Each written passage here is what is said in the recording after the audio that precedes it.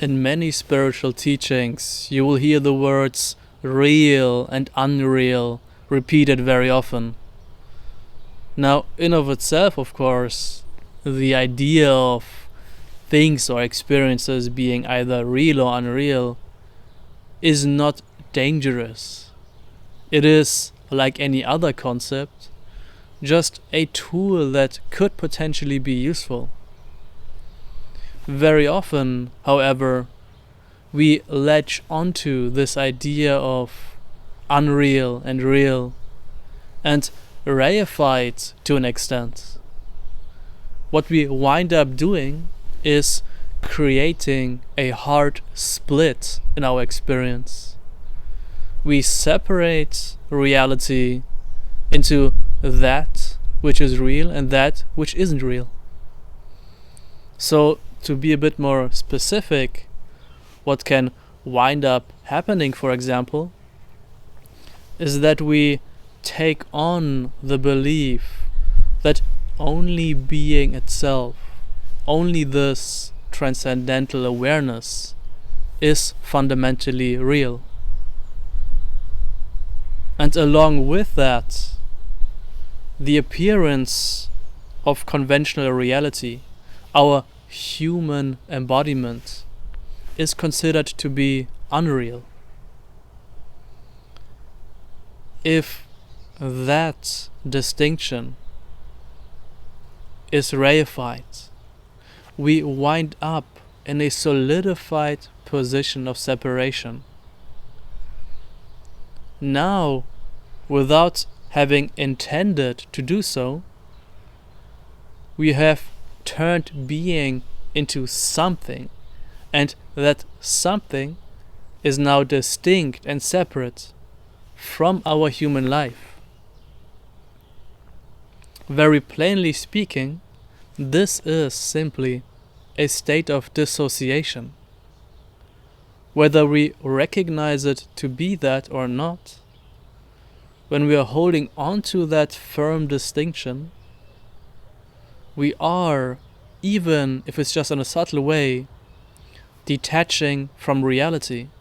We are diminishing the human experience. So what can be done to remedy this condition?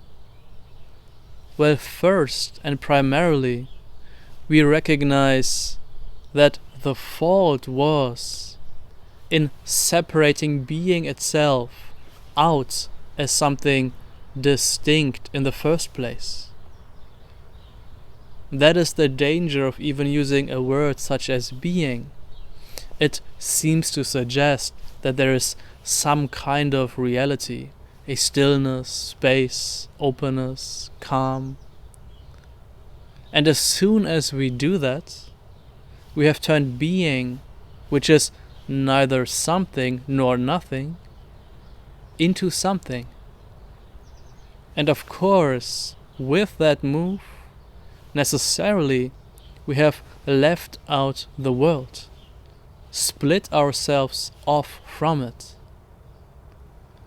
But when we recognize that being itself is not a thing, not a state, not an experience, it is simply this indefinable presence, then the question of separation simply doesn't need to be asked.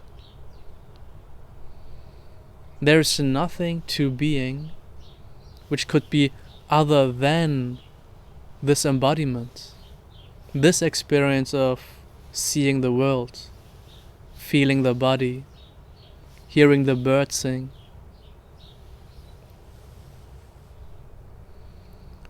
Things can be contrasted with other things, but being itself doesn't have a contrast, doesn't have an opposite. There's no way to measure the distance from being to anything we are experiencing. Anything that appears is already fully and naturally included in being itself. Not one with it, but also not separate from it. Non-dual, to put it in a word.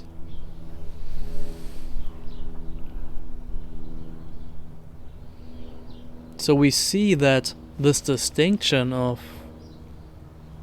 real and unreal is only ever something that exists for the mind. The mind needs to create these distinct categories. And it's fine that this is what the mind does. We don't need to stop that, nor can we in the long term. In the simplicity of being, that imagined duality just simply never existed.